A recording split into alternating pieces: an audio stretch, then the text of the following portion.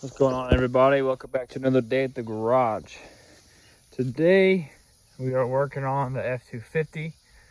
I went ahead and got the windows tinted because I like to be able to pick my nose at red lights.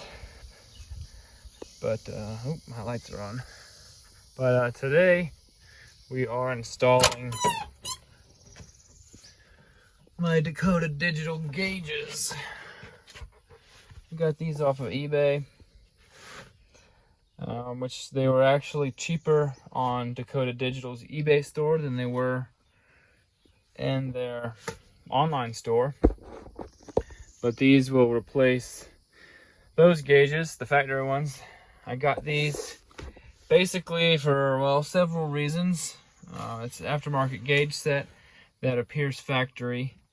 I get an RPM, and there's also all kind of different functions on these. You've got a clock, you've got a digital mile readout. It can do 0 to 60 times. You can do quarter mile times. It's got all kind of functions, as well as having CAN bus capabilities. It does come with a whole slew of sensors here, and it comes with their own sending units. You got water temp, you've got speedometer, and you've got oil pressure here. And then it comes with all of the wires to hook it up. The sensors themselves here plug into this interface. So you've got all the different fuel level, oil, water. You can adjust the dimmer, switch 1 and 2. Speedometer, and then you got all of these as well. And then here is where you hook up that would be lights for when you turn the headlights on, the dim. And then you check engine.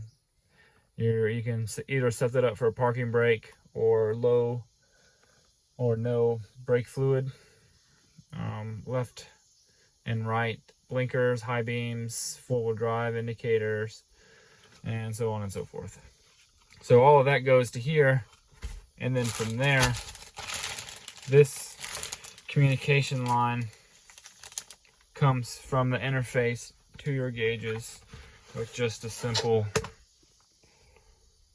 jack in the back. So it's pretty straightforward, pretty simple. They came with all kinds of instructions on these things. I was really blown away with how detailed all of the instructions are and how it all works and what's supposed to go where.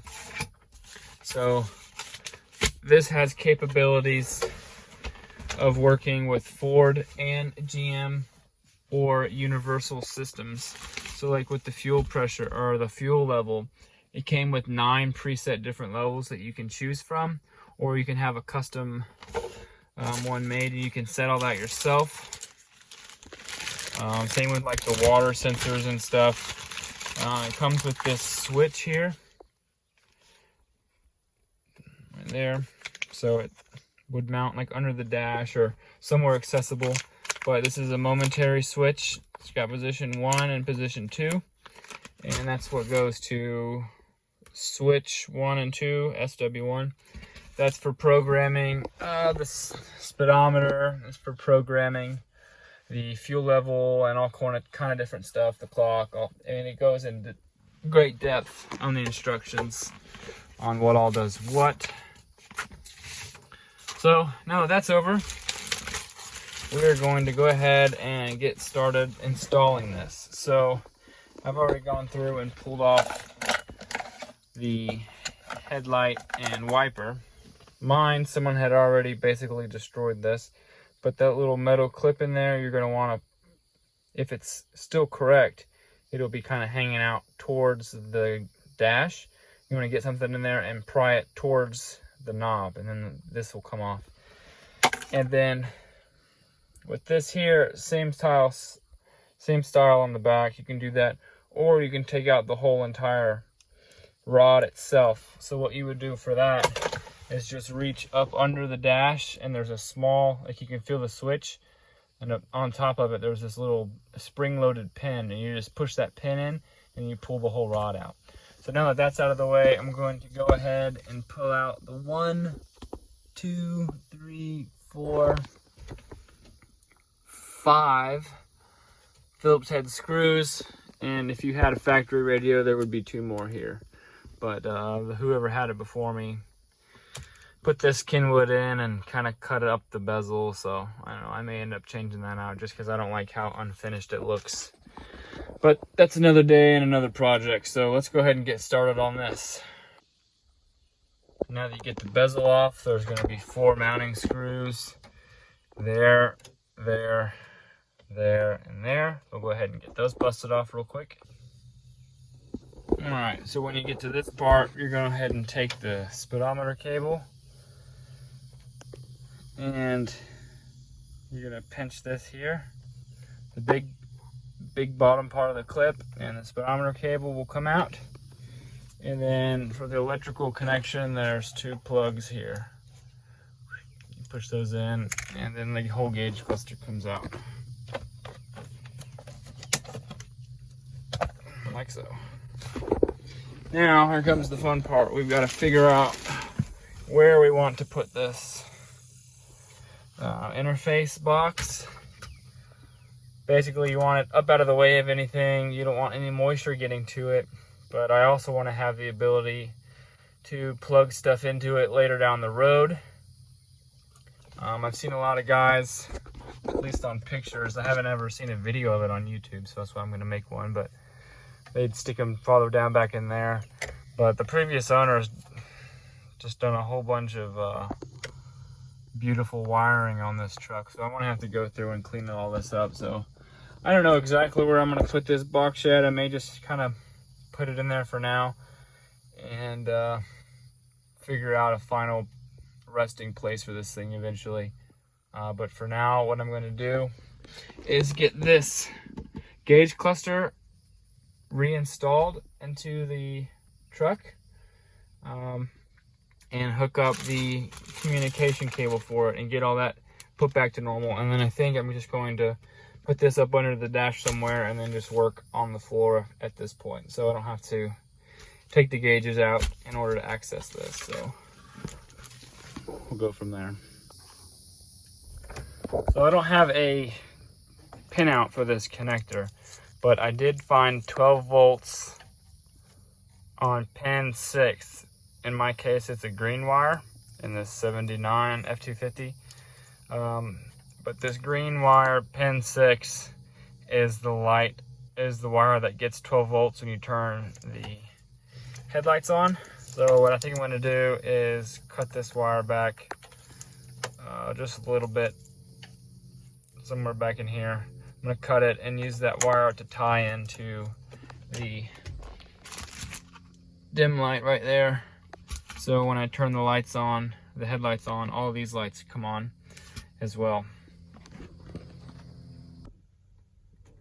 Alright, so now that I got the gauges installed, that was the easy part. Now comes the hard part of getting everything, all the wires ran and all that fun stuff. So the cable is only this long, maybe 3 feet, 4 feet.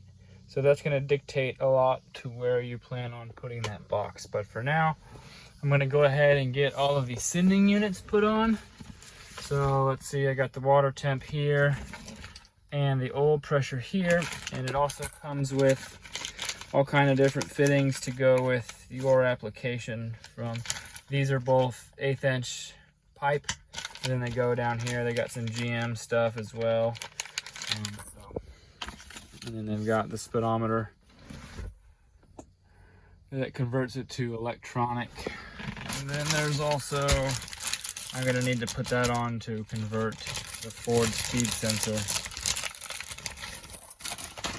to be able to go to this style sensor there. So let's get started. First, what I gotta do is I'm gonna come through and pull this air cleaner off so I can get access to everything behind it, and we'll go from there.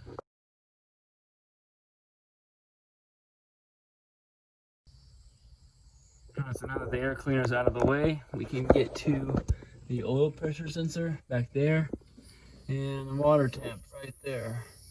So I'm gonna go ahead and get those disconnected and unscrewed, and we'll get the new ones put in.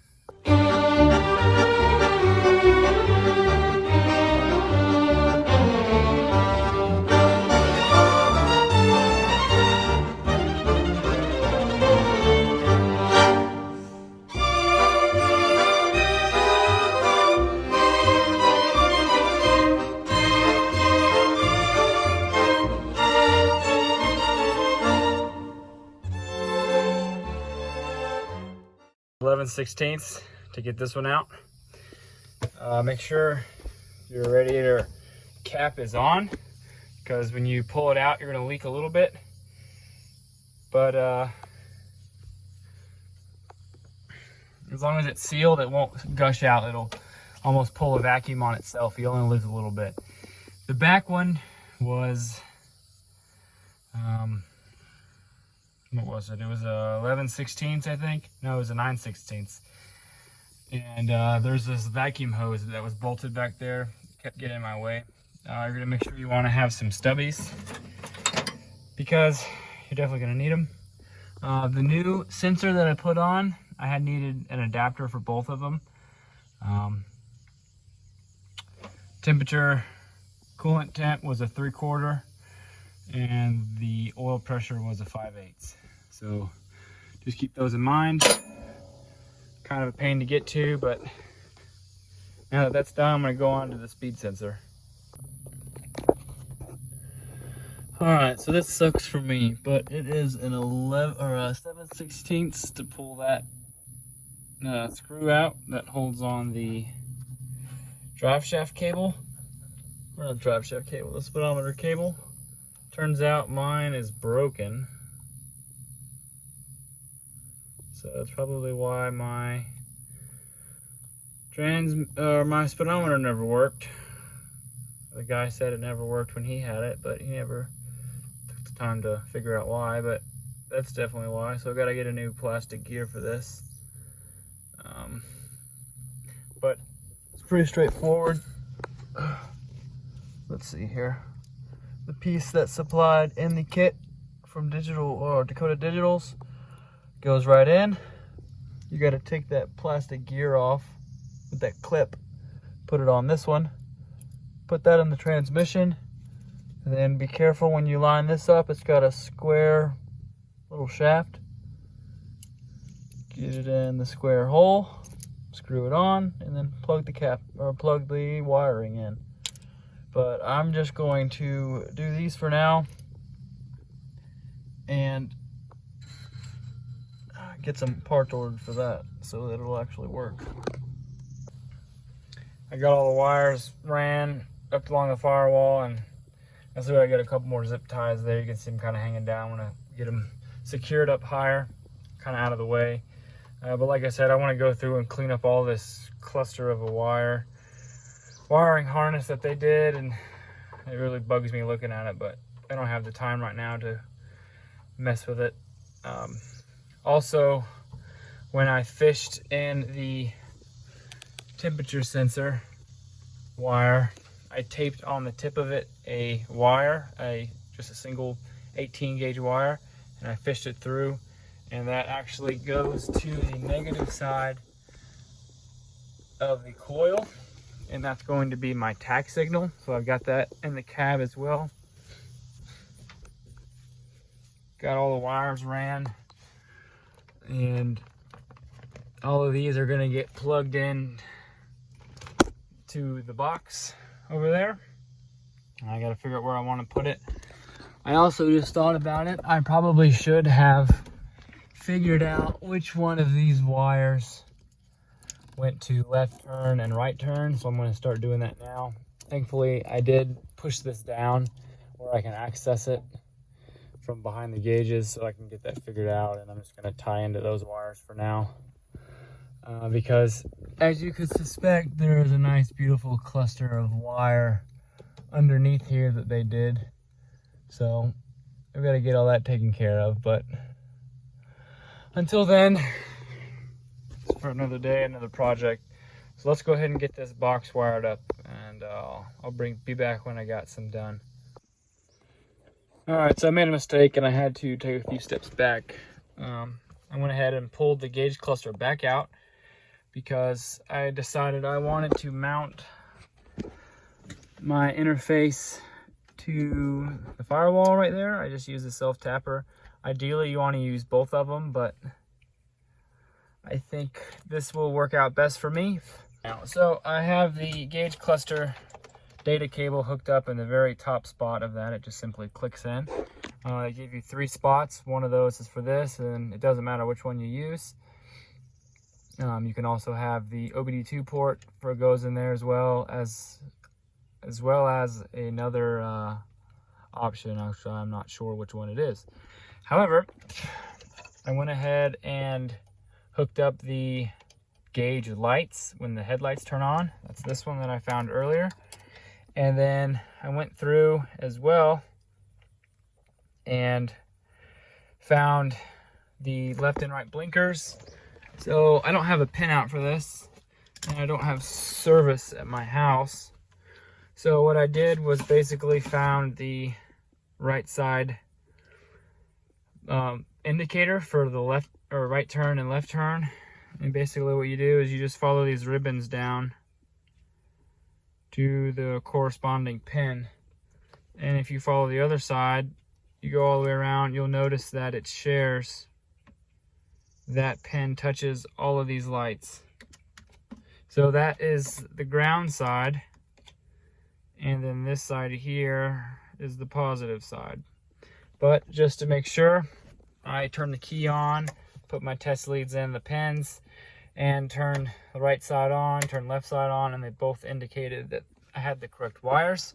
So what I ended up doing, which I wish I would have paid attention before, instead of just cutting this off, what I could have done was simply take that small little plastic tab, pry it away from the metal pin, and then the pin just slides out. So, long story short, for me, white wire, blue tracer is right side indicator. Green wire, white indicator, or white tracer is left side indicator. This was the ground for the lights. So what I'm going to use this for is the ground for the interface. And then these two here went to the fuel gauge. So I'm going to figure out which one of those is the sending unit and which one is ground. But which I can pretty much already tell is these two are going to be ground. And that's going to be the signal wire from the sending unit. So let me get these cut and installed onto that. Basically, see if I can do a quick zoom in. All you do is take out a little piece of wire, then you're going to use a small flathead to screw down that set screw, and it basically holds the wire in place. So let me get all these wired up. Alright, so good news, I'm all finished up. I did end up finding that this orange wire does go to the fuel pump. That's a sending unit, but I'm going to run it like this for a little bit and see how accurate it is. But best case scenario, well, what you should do, the correct way to do it, is run 2 wires from the unit, from the interface back to the fuel sending unit. One to the post in the center and one to the ground, because the fuel level sending unit runs off resistance. So if you got a 30-40 year old wire that's all kind of corroded, it's going to throw off your readings. So it's, you know, best to have fresh wires in there and with the least amount of crimps and connections and everything like that, just to reduce any inconsistencies. But for now I'm doing this, and I noticed that whoever had this truck before me grounded the fuel pump sending unit to the frame. So I just took a chassis ground and ran it back up to the ground. So once you go through and program and tell it what all you have to do, the needles will actually full sweep through the motion. But the tack is working. least I think it is. I haven't gone through and said anything, but see, it's telling you to set the fuel pump, calibrate the fuel. I haven't calibrated the oil pressure either. I don't think that's correct. But the voltage seems to be working, and I haven't done the coolant temp yet. So I'm gonna do all that off camera because that's kind of boring, but basically what you're gonna do is go through this switch button 1 and 2.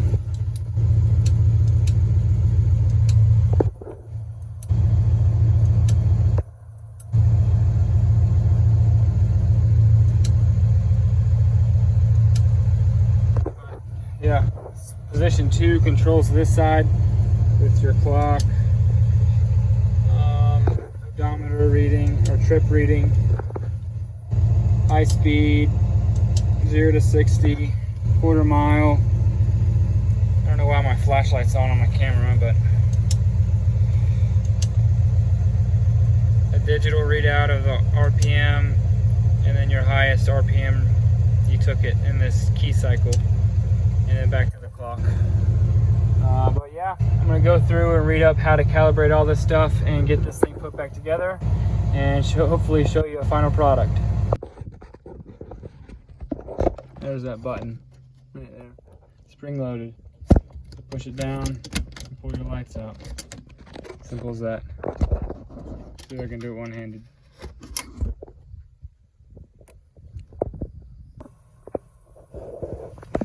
Alrighty, so I got everything calibrated and set to the way I want it. I got the oil pressure working, coolant temp, fuel level, voltage. I got all of that working correctly. The only thing I still haven't done yet is calibrate the speedometer, but I gotta get a new speed gear for that. So once that's done, this thing will be fully set to go. But I do have, I set up some warning lights to come on when the oil pressure reaches 20 psi. Also have 240 degrees on the coolant and 12.4 volts on, well, the charging system. I have warning lights to come on all of those. I got the hazard or the blinkers working. I have not yet hooked up the high beam indicator yet because it's still light out and I'm not sure which one's which, so I'll do that tonight. Super impressed with these. I have them wired so the lights come on all the time, or when the key's on, and you can adjust the brightness. These are basically as bright as they get, and pretty bright out, but I can still see them perfect. So this works for me. I guess we'll see at nighttime how bright those actually are. If they're a little too bright, I may dim them down a little bit. But yeah, finally got her installed, and I guess if you got any questions, shoot me a message or leave a comment. I'll try and do what I can to get back to you. I'm by no means professional, but at this point in time I have them working correctly, so I'll try and help out in any way I can. I still got a lot planned for this truck, so if you're interested in seeing any more that I do to it, feel free to subscribe. But if not, I appreciate you watching. Have a good one.